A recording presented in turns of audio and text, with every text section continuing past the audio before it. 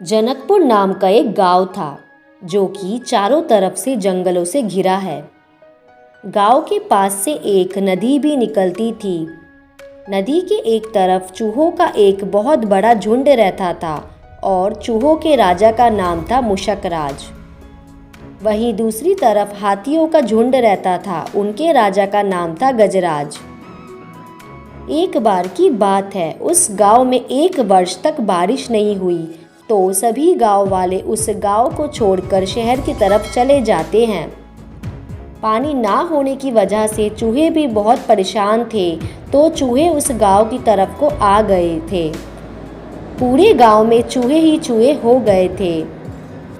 चूहे इतने भाग्यशाली थे कि उनके गांव आने पर जमीन से एक जल स्रोत फूट पड़ा और चूहे बड़े आराम से अपना जीवन व्यतीत करने लगे। वहीं दूसरी ओर पानी ना होने की वजह से हाथी इधर उधर भटकने लगे। हाथियों के बच्चे इतने प्यासे थे कि वे चिल्ला भी नहीं पा रहे थे। हाथी का राजा स्वयं सूखे से बहुत ज़्यादा चिंतित था और हाथियों का दर्द जानता था। एक दिन हाथी का दोस्त बाज आया और उसने हाथियों के राजा को बताया कि गांव के दूसरी ओर एक बहुत बड़ा झरना है, वहां जाकर तुम अपनी प्यास बुझा सकते हो। राजा ने जैसे ही यह सुना, उसने तुरंत हाथियों को झरने की ओर चलने का आदेश दे दिया। सैकड़ों हाथी अपनी प्यास बुझाने के लिए दौड़ पड़े, लेकिन झरने तक पहुंचने के लिए उनको गांव से होते हुए जाना था, जहां पर पहले से ही बहुत सारे चूहे थे। सैकड़ों हाथियों के पैर चूहों को रगड़ते हुए आगे बढ़ रहे थे। हाथियों के जाने के बाद चारों तरफ मरे हुए चूहे पड़े थे, जिनको देखकर चूहे के राजा को रोना आ गया। अब रोज रोज ही हाथियों का झुंड वहां से आने जाने लगा, जिसके कारण बहुत सारे चूहे मरे जा चुके थे। तब चूहों ने अपने राजा को बोला कि आप हाथियों के राजा से बात करो, नहीं तो एक दिन हम सब मारे जाएंगे। हाथियों का राजा बहुत ही दयालु है, वह जरूर आपकी बात सुनेंगे।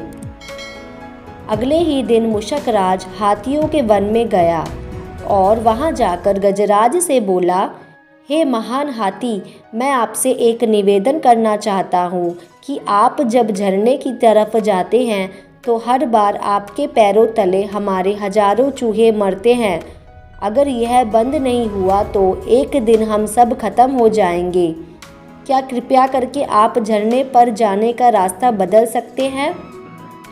तब गजराज बहुत ही दुख भरे स्वर में बोले कि मुशकराज, आपकी बात सुनकर मुझे बहुत ही दुख हुआ।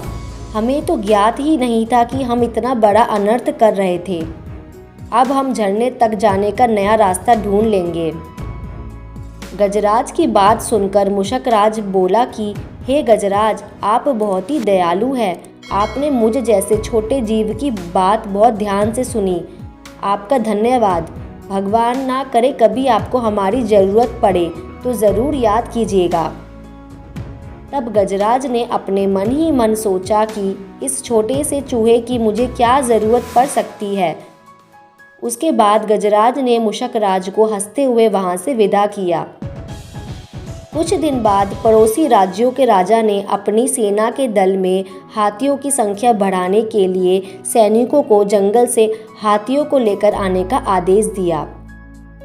राजा की आज्ञा पाकर सैनिकों ने जंगल में तरह तरह के जाल बिछा दिए, जिसमें बहुत सारे हाथी उसमें फंस जाते हैं, जिन्हें लेकर सैनिक राजमहल में चले गए थे। एक रात गजराज हाथियों के पकड़े जाने से बहुत चिंतित थे, जंगल में घूम रहे थे। तभी उसका पैर एक बड़े से जाल में फंस जाता है, जो कि एक बहुत बड़े पेड़ की टहनियों से बंधा हुआ था। लाख कोशिश करने के बावजूद भी गजराज उसमें से निकल नहीं पाए और वह चिंगारने लगा। उसकी आवाज़ सुनकर बाज उसके पास आता है और पूछते हैं कि गजराज, मैं आपकी कैसे सहायता कर सकता हूँ? तब गजराज को मुशकराज की याद आती है, तो वह बाज को बोलते हैं कि पास के गांव में चूहों का राजा मुशकराज रहता है, तुम उनके पास जाकर कुछ चूहों को लेकर आओ, तो वह इस जाल को अपने दांतों से काट देंगे। ऐसा सुनकर बाज वहाँ से उड़ जाता है और गांव में जाकर मुशकराज को सारी बात बताता है। मुशकराज और उसके साथ कुछ और चूहे गजराज के पास आते हैं और जल्दी जल्दी वहाँ फैले हुए सभी जालों को काट देते हैं। इस तरह से गजराज जाल से आज़ाद हो जाता है। दोस्तों, इस कहानी से हमें यह शिक्षा मिलती है कि दुनिया में कोई भी छोटा या बड़ा नहीं है। जहाँ सुई का काम है वहाँ हम तलवार का प्रयोग नहीं कर सकते।